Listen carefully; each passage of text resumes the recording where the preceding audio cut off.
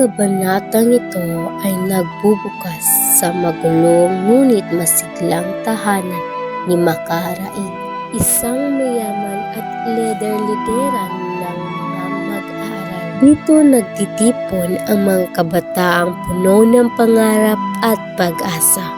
Naghihintay ng balita tungkol sa kanilang petisyon para sa pagpatayo ng Akademya ng Wikang Kastila.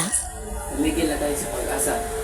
Maradong ipabasura ng mga praile ang hiling nating paralan.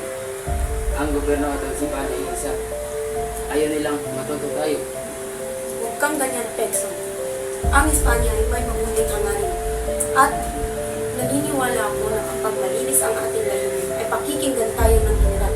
Huwag tayong mawalan ng pag-asa. Mga kaibigan, may balita ko sa inyo. Nakausap po si Padre Irene.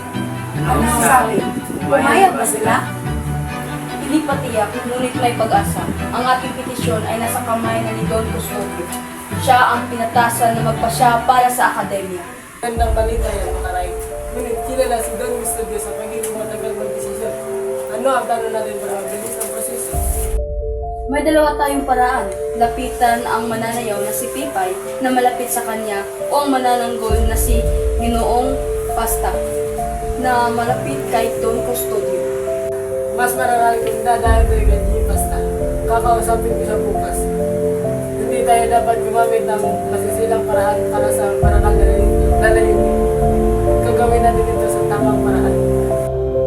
Mabuhay! Yan ang lakas na kailangan natin. Nagingay ang mga estudyante. May mga nagbubunyi. Samantalang si Pekson ay nanatiling nakatingin sa malayo.